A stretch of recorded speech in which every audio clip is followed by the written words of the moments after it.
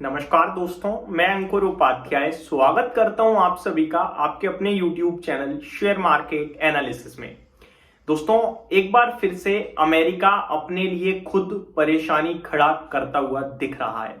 अभी तक तो ऑटो क्षेत्र पे टैरिफ आया था, अब ऑटो को लेकर बहुत कुछ कल आया है, मैं आप सभी के साथ डिटेल में शेयर करूंगा। साथ ही साथ यूएस फार्मा टैरिफ को लेकर भी बात कर रहा है। देखो, ऑटो से तो उतनी दिक्कत नहीं हुई, ऑटो से तो दिक्कत होगी केवल और केवल कंपनीज तक, लेकिन अगर फार्मा टैरिफ आता है तो दिक्कत पहुंचेगी डायरेक्टली पूरी की पूरी कंट्री को, कंज्यूमर्स से लेकर कंपनीज तक और अपनी कंपनीज से लेकर जो आउटसाइड कंपनियां यानी यूएस के बाहर की कंपनियां हैं उन सबको बड़ी परेशानी का सामना करना पड़ सकता है। एक एक करके चीजें आप सभी के साथ डिटेल में शेयर करता हूं। दोस्तों, कल रात अमेरिका के बाजार में भारी भरकम गिरावट देखने को मिली है, बट ट्रंप साहब हैं कि उन्हें अभी कुछ दिख ही नहीं रहा है। वो केवल और केवल यूएस को पूरी तरीके से दोबारा से रिस्ट्रक्चर कर रहे हैं। एक एक करके चीजें शेयर करता हूं। सबसे पहले बात करना चाहूंगा अमेरिका के बाजार के बारे में। कल डाउ करीब 715 पॉइंट्स गिरकर बंद हुआ है, लगभग 1.7%। नेस्डेक इंडेक्स पूरी तरीके से क्रैश हो गया, 2.7% डाउन, 480 पॉइंट्स की गिरावट। S&P 500 2% नीचे था, 112 पॉइंट्स की गिरावट, और रसेल 2000 भी 2% टूटता हुआ दिखाया आप सभी को। विक्स में कल अमेरिका के करीब करीब 16% का उछाल देखने को मिला है। अब ये सब हुआ क्यों है? सबसे पहले इसके पीछे काफी सारे कारण है, मल्टीपल रीजन है, बट मैं पहले आपको कुछ बड़े कारण बताना चाहूंगा। पहला बड़ा रीजन जो मुझे दिख पा रहा है वो है अमेरिका का कोर इन्फ्लेशन, जो मैंने रात ही आप सभी के साथ शेयर किया था। अनुमान से ज्यादा महंगाई आई है, जो कि क्लियर कट दर्शा रही है कि भैया फेड रेट कट नहीं करेगा, और इकोनॉमी बहुत हैवी डिमांड कर रही है रेट कट की, तो रिसेशन में जाने का खतरा बढ़ता जा रहा है अमेरिका का।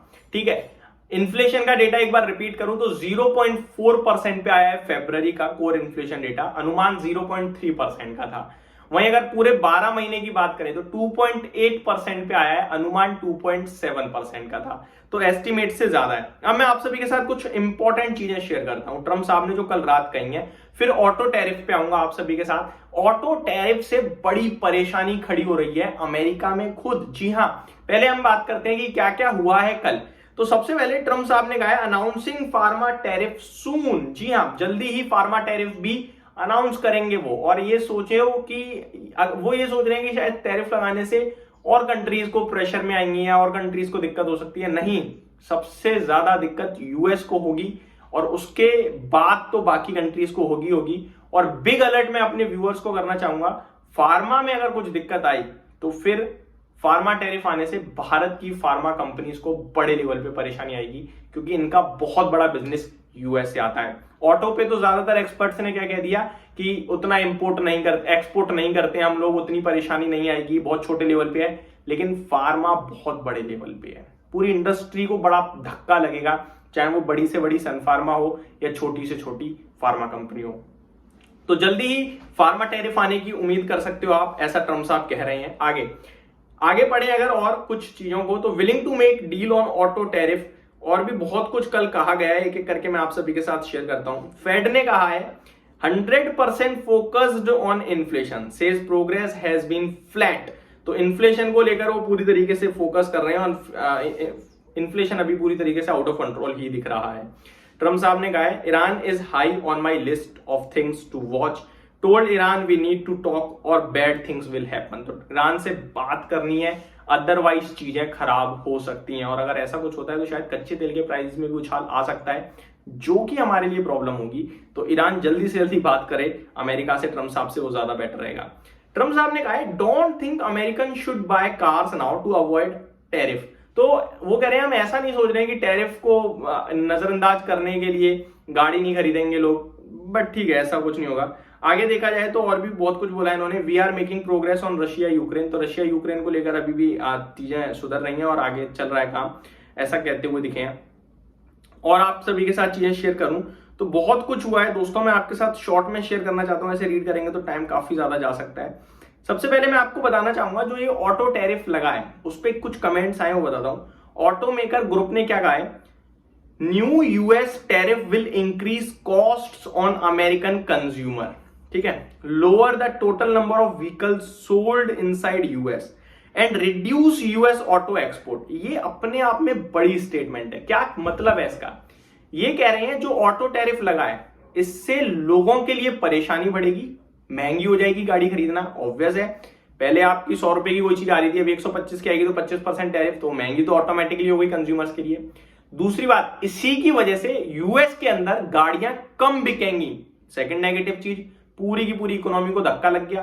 तीसरी नेगेटिव चीज, इसी की वजह से ऑटो कंपनियां एक्सपोर्ट भी कम करेंगी। अब आप कहोगे यार ये क्या हो गया, ये ऐसे क्यों?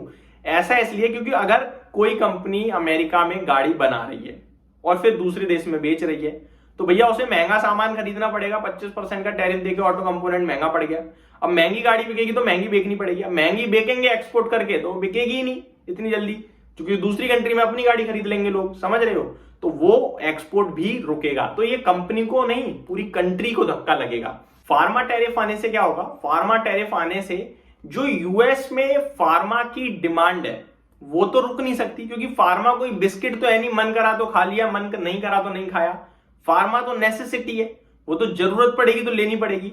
और अगर वो महंगी हो गई तो कंज्यूमर्स का दिमाग पारा बहुत गर्म हो सकता है और इन्फ्लेशन बहुत हाई लेवल पे आ सकता है, जिसकी वजह से प्रॉब्लम अमेरिका के लिए खड़ी होगी। और अगर बात करें अपने देश की कंपनियों के लिए, तो हम बड़े लेवल पे बिजनेस करते हैं यूएस से, तो ये हमारे लिए भी धक्का होगा। और जो कुछ ये हो रहा है, ये अगले 3 से 6 महीने में अमेरिका को रिसेशन की तरफ धकेल देगा।